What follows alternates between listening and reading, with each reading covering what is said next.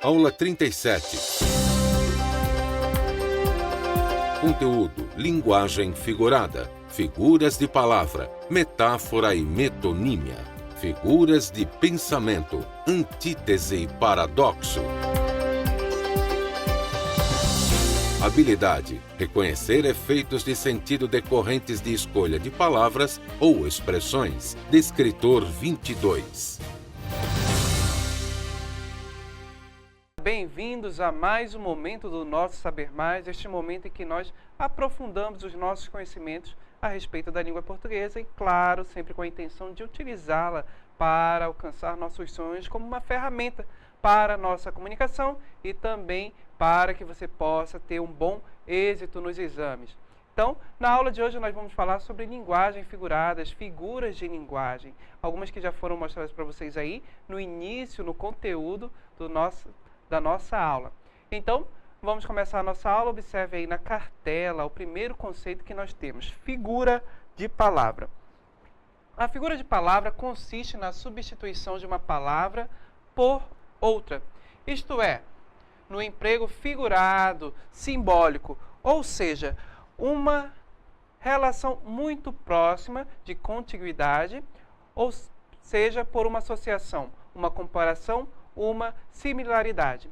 Esses dois conceitos básicos, contiguidade e similaridade, permitem-nos reconhecer dois tipos de figuras de palavras, a metáfora e a metonímia. Então, estes dois conceitos básicos aqui, gente, que são relacionados para vocês, vão estar relacionados a figuras de linguagem, tanto a metáfora quanto a metonímia.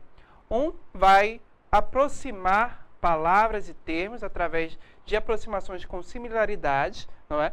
Que fazem com que nós possamos utilizar as palavras de uma maneira diferenciada, principalmente na literatura, em que nós sabemos que o autor, os poetas sempre buscam expressar o que sentem ou aquilo, a mensagem de uma maneira muito mais expressiva, muito mais simbólica. Não é? A literatura tem essa finalidade de sensibilizar. E, claro, as figuras de linguagem ajudam nesta sensibilização da transmissão da informação. E também, lembrando que a literatura se preocupa com a forma como esta informação será apresentada, como a mensagem será transmitida. Então, vamos adiante, observe na cartela.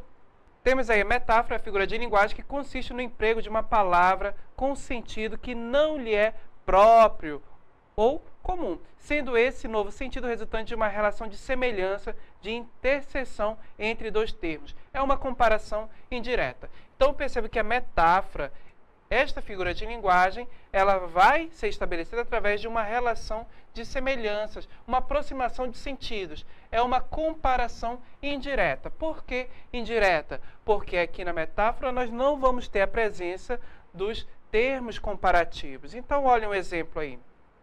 Ternura, poema de Vinícius de Moraes. Eu te peço perdão por ter te amado de repente. Embora o meu amor seja uma velha canção nos teus ouvidos, das horas que passei à sombra dos teus gestos, bebendo em tua boca o perfume dos sorrisos, das noites que vivia acalentado pela graça indizível dos teus passos eternamente fugindo. Trago a doçura dos que aceitam melancolicamente. E posso te dizer que o grande afeto que te deixo não traz o áspero das lágrimas, nem a fascinação das promessas, nem as misteriosas palavras dos véus da alma. É um sossego, uma unção, um transbordamento de carícias, e só te pede que te repouses quieta, muito quieta, e deixes que as mãos cálidas da noite encontrem sem fatalidade o olhar. Então, nós temos aí o texto de Vinícius de Moraes e perceba que logo aqui no início deste texto, do texto Ternura, não é, deste poema, perceba que ele diz: eu te peço perdão por te amar de repente, embora o meu amor seja uma velha canção nos teus ouvidos. Então, observe que bem aqui, embora o meu amor seja uma velha canção nos teus ouvidos, eu tenho o quê? Eu tenho uma aproximação de sentidos da palavra amor, desse sentimento, com este termo, uma velha canção. Então, observe aqui que ao se aproximar essas duas palavras, eu tenho aqui uma metáfora. Aproximação de sentidos. E perceba que quando o poeta diz, o eu lírico fala, embora o meu amor seja uma velha canção nos teus ouvidos, ao aproximar, lembre que uma velha canção, a pessoa já conhece essa canção. Então, quando ele diz que o amor é uma velha canção, ele aproxima com aquela ideia de algo conhecido. A pessoa amada já conhece esse amor. Então, perceba como a metáfora é utilizada no poema de Vinícius de Moraes para transmitir essa ideia de um amor conhecido, de um amor terno, de ternura. Então, a metáfora foi utilizada aí exatamente com este sentido. E percebe que houve aproximação de sentidos neste caso, entre o amor e a canção velha. A canção velha já é conhecida, assim como o amor também. Então perceba que há essa aproximação. Vamos adiante, observem na próxima cartela, que nós temos também a comparação. Já que estamos falando de metáfora, é importante falarmos também de comparação. E comparação é a figura de linguagem que consiste em aproximar dois seres pela semelhança, de modo que as características de um sejam atribuídas ao outro, e sempre por meio de um elemento comparativo expresso, como, tal qual, semelhante a, que nem e etc. Uma comparação direta. Então perceba, gente, que assim como a metáfora aproxima sentidos, não é? Perceba que a comparação também vai aproximar esses sentidos. No entanto, essa comparação ela é realizada de uma maneira direta, ou seja, um elemento comparativo estará escrito na oração. Então, deste modo, você vai ter uma comparação e não uma metáfora. Olha só, a liberdade é como o voo dos pássaros. Então, observe que dois termos são aproximados aqui devido à similaridade. Liberdade e o voo dos pássaros. Estes dois termos são aproximados e comparados através do quê? Deste elemento comparativo da palavra como, que está expressa. Então, toda vez que você tiver uma comparação com o elemento, no caso, o elemento comparativo estiver presente, você tem uma comparação expressa de maneira direta. Vamos adiante, observe aí na próxima cartela, metáfora versus comparação. Então, observe aí que a metáfora, nós já sabemos que é uma comparação indireta, não é? Então ela não tem um elemento comparativo. Olha as frases aí. O amor é uma velha canção nos teus ouvidos. Aqui eu tenho uma metáfora no primeiro exemplo. No segundo exemplo, observe. O amor é como uma velha canção nos teus ouvidos. Olha aí, utilizei um elemento comparativo. Então aqui eu tenho uma comparação. A metáfora afirmou de maneira direta, não é? De maneira direta não, de maneira indireta. O amor é uma velha canção nos teus ouvidos. Já a comparação traz o elemento comparativo sempre. O amor é como uma velha canção nos teus ouvidos. Aí que está a diferença entre esses dois, entre essas duas figuras de linguagem, tanto a metáfora quanto a comparação. Então, sabemos que a metáfora, não é? É uma comparação indireta, e a comparação é uma comparação própria, ditamente, como uma comparação direta. Vamos adiante? Agora vamos falar sobre a metonímia. Então perceba que a metonímia é a figura de linguagem que consiste na substituição de uma palavra por outra em razão de haver entre elas uma relação de interdependência, de continuidade ou contiguidade, de proximidade. Então observe aí na cartela um exemplo. Quando é que ela vai ocorrer? A metonímia ocorre quando empregamos o nome do autor no lugar da obra. Então vamos apresentar alguns exemplos para vocês que vocês possam reconhecer a metonímia. O nome do autor no lugar da obra. Olha só, adoro ler Cecília Meirelles nas minhas horas vagas. Observe que Cecília Meirelles, ela é quem? A autora, não é? Ela é a nossa autora. No entanto, o que lemos são as obras não é? São as obras de Cecília Meirelles e não a autora em si. Perceba que há uma relação de aproximação por ser ela quem escreveu a obra. No entanto, quando você diz adoro ler Cecília Meirelles, você está usando o quê? Uma metonímia, não é? Você está utilizando a autora no lugar da palavra obras. Há uma substituição aí. Também vou ter metonímia quando, olha só, a marca no lugar do produto. Então, observe aí. Para dar brilho em alumínio, Vera usa bombril. Então, perceba aqui que vocês conhecem essa palavra aqui. Vera usa bombril. No entanto, bombril nós sabemos que é uma marca de quê? De palha de aço. Perceba que aí houve uma substituição. No lugar da palavra palha de aço, eu utilizei o quê? A marca, o nome da marca. Então, a pessoa se refere a palhas de aço em geral, nesta frase, não é? Então, para dar brilho em alumínio, Vera usa bombril. Eu utilizei o nome da marca no lugar da palavra do termo palha de aço, não é? No caso, aí nesta oração, Vera usa bombril, o produto que é utilizado é a palha de aço. A mesma coisa acontece quando você também faz trocas. Por exemplo, vá à padaria comprar leite moça. Não é? Você está trocando, você está colocando o nome da marca leite moça no lugar do nome do produto, não é? Que é o leite condensado. E tantos outros exemplos que vocês já conhecem, que utilizamos no nosso dia a dia. Muito comum.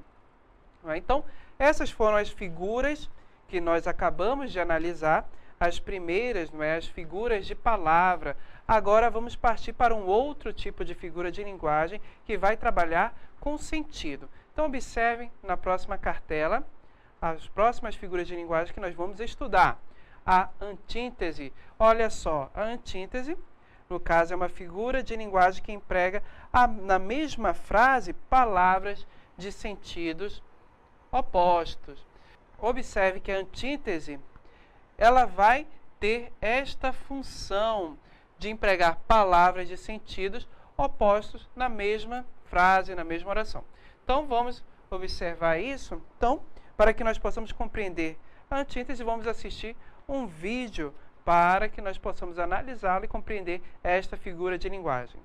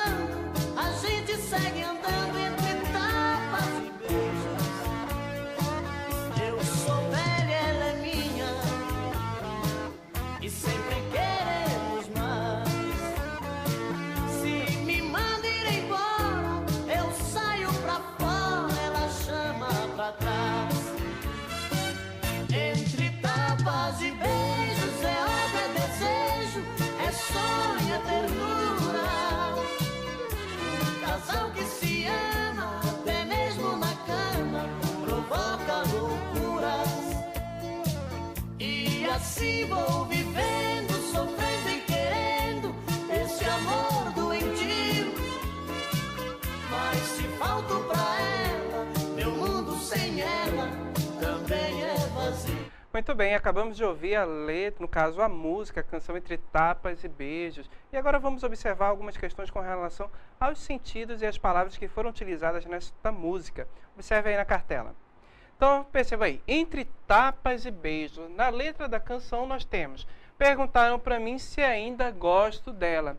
Respondi, tenho ódio e morro de amor por ela. Perceba que eu tenho duas palavras que possuem sentidos opostos, não é? Em um momento ele sente ódio, em um momento ele sente amor por ela. Observe o restante da letra. Hoje estamos juntinhos, amanhã nem te vejo. Olha só que relação entre a presença e a ausência, não é?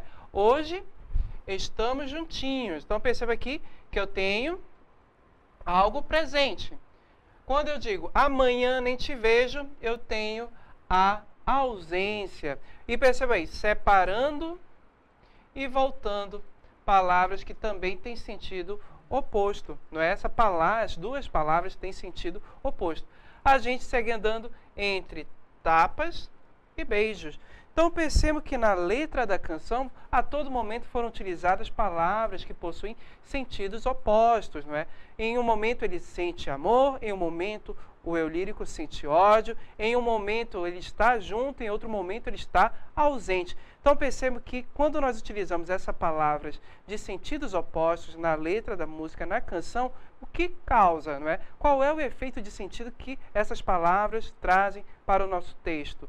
Traz o efeito mostrando que a relação amorosa entre esse casal, entre essas pessoas, é conflituosa. Isso enfatiza cada vez mais. Então aí nós temos a antítese, mostrando o quanto é conflitoso este relacionamento. Vamos adiante? Observe na próxima cartela outra figura de linguagem também que trabalha com relação aos sentidos, é o paradoxo. Então, observe que o paradoxo é a figura de linguagem que ocorre a associação de termos que se contradizem totalmente. Então, nós vamos ter o paradoxo mais famoso da língua portuguesa, não é? Um trecho do poema de Camões, Amor é fogo que arde sem se ver, não é? Luís Vaz de Camões. Então, observe aí que o poeta diz nesta estrofe, nestes versos: amor é fogo que arde sem se ver, é ferida que dói e não se sente, é um contentamento descontente, é dor que desatina a doer, dor que desatina sem doer. Observe aí neste verso, é ferida que dói, esta ferida dói e não se sente. Essa ferida aqui, como isso é possível? Então perceba que os termos se contradizem. Como pode doer e ela não ser sentida ao mesmo tempo?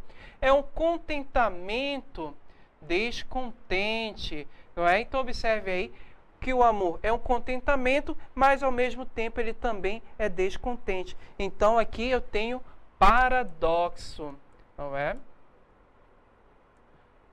Percebe que são palavras que têm o sentido oposto, no entanto, se referem ao mesmo elemento, se contradizem.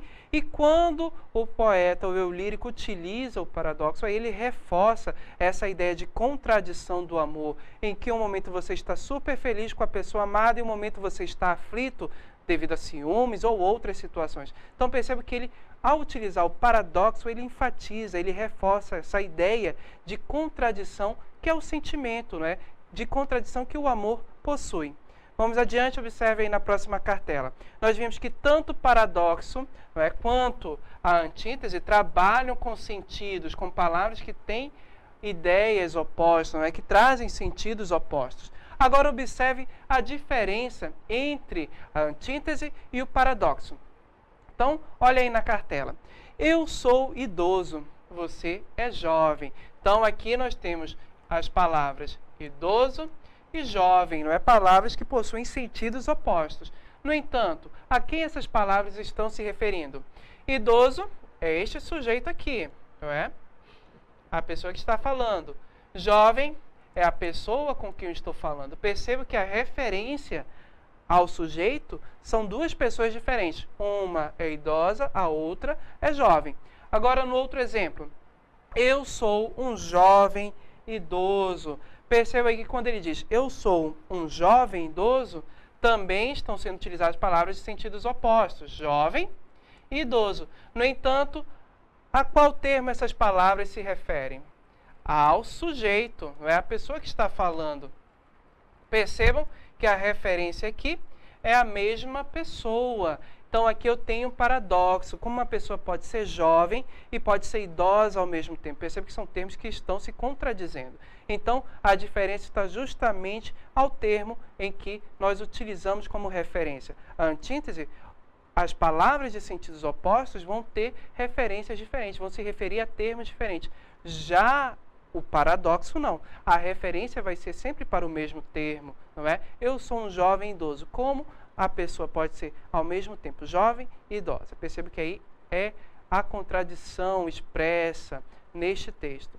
Então, já que nós assimilamos todos esses conteúdos até aqui, vamos partir para a nossa atividade interativa. Muito bem, na nossa atividade interativa, temos aí um texto para você analisar e, claro, responder as questões que são propostas. Leia o trecho do poema e responda a questão proposta. A explosiva descoberta ainda me atordoa. Estou cego e vejo, arranco os olhos e vejo. Carlos Drummond de Andrade. Com relação a este trecho de um poema, vamos observar a questão. A figura de linguagem utilizada no trecho destacado na estrofe do poema é, alternativa A, uma metonímia que enfatiza a tormenta do eu lírico do poema de Carlos Drummond de Andrade? B, uma metáfora que apresenta palavras com sentidos muito próximos, uma relação de similaridade?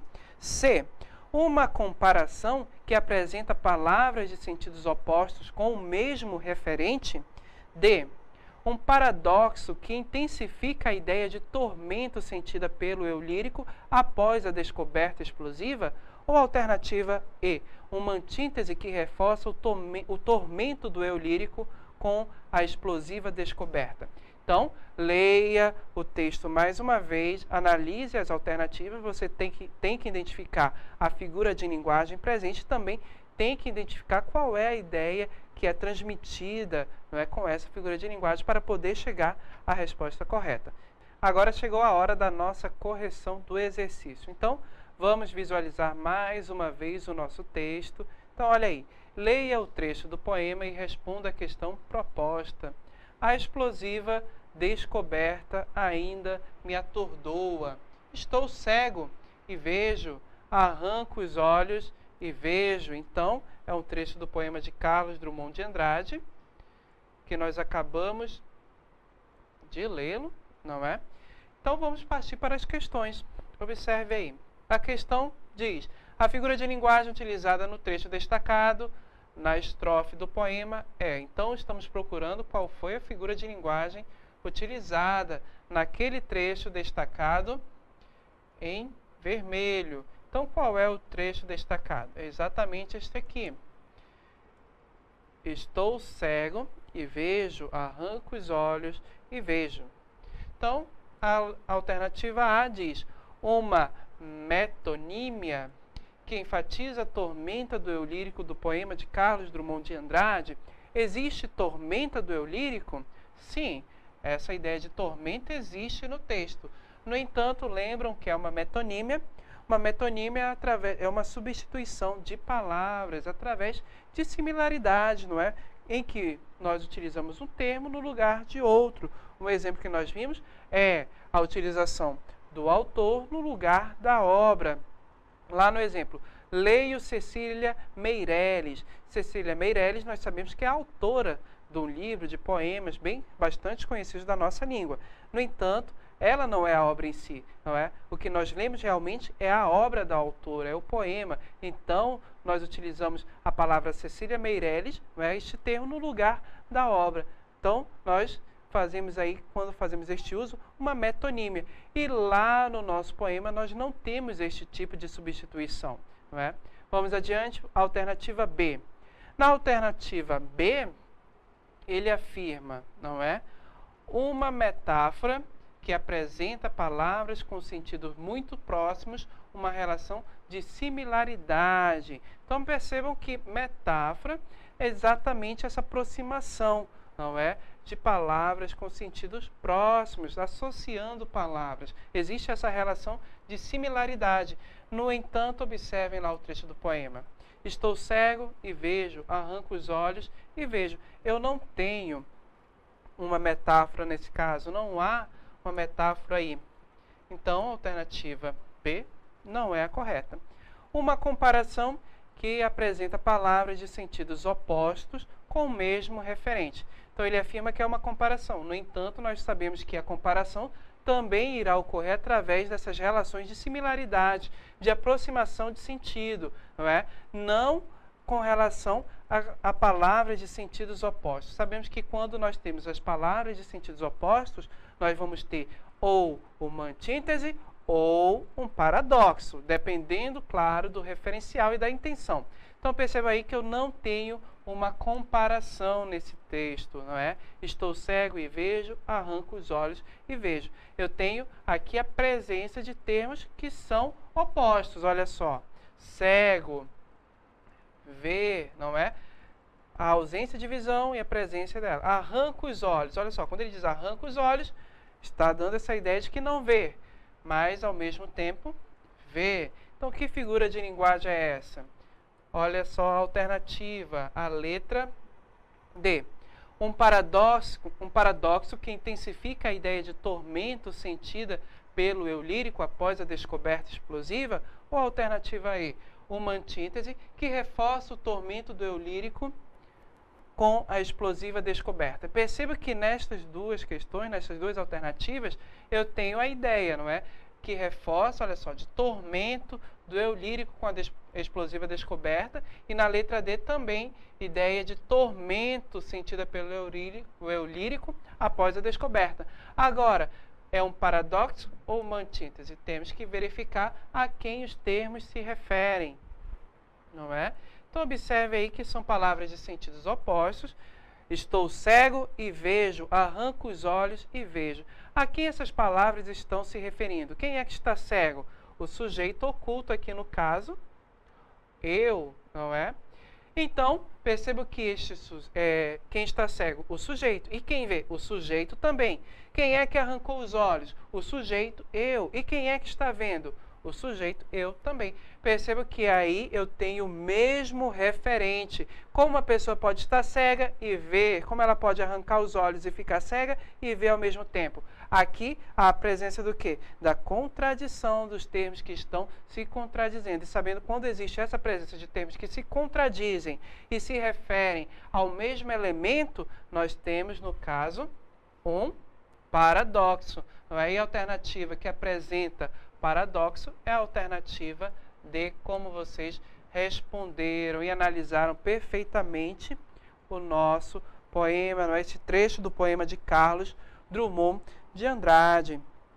Então, percebo que aí, no caso, todas as figuras, não é? As palavras que foram utilizadas, elas foram usadas com uma intenção, não é? Com uma ideia, com uma intenção que foi pretendida pelo autor, pela pessoa que escreveu. Tanto na metáfora, como nós vimos, quando o autor diz que o meu amor é uma velha canção, ele aproxima essa ideia do que é conhecido, né? Do amor conhecido, com uma canção velha que também é conhecida da pessoa amada. Então, percebo que há uma aproximação, né? Ele traz essa ideia com a intenção de enfatizar esse sentido de que é um amor conhecido. Quando nós utilizamos a metonímia, não é? Quando eu digo leio Cecília Meirelles, eu estou querendo enfatizar, eu estou querendo destacar o autor, não é? Tanto que eu utilizo a palavra Cecília Meirelles, dando destaque à autora, né? No lugar da obra. Então, a metonímia é quando você utiliza essas palavras. No caso, essas palavras que você substitui uma por outra. Já a antítese, nós vimos que no caso, são palavras de sentidos opostos, não é? Que são utilizadas no texto, como claro e escuro, noite e dia, amor e ódio. E perceba que essas palavras de sentidos opostos na antítese, elas vão ter referências, no caso, elas vão se referir a termos diferentes. É isso que vai trazer a diferença lá com o paradoxo. E o paradoxo, nós vimos que são termos que também utilizam palavras de sentidos opostos, no entanto, termos que se contradizem. Estou cego, mas vejo. Eu sou um jovem idoso. Como uma pessoa pode estar cega e ver ao mesmo tempo? Como uma pessoa pode ser jovem e idosa ao mesmo tempo? Não é? Então, percebo que essas ideias de contradição, elas reforçam também a ideia que o termo pode trazer. No caso, como nós vimos lá no poema de Camões, não é? Amor é um contentamento descontente. Então, perceba que quando foi utilizado a antítese lá, no caso, o paradoxo, o autor, o poeta, ele enfatiza, ele causa o efeito dizendo que, trazendo a ideia de que o amor é um sentimento contraditório. Tá bom? Então, essa foi a nossa aula hoje do Nosso Saber Mais e aguardo vocês na próxima. Até lá!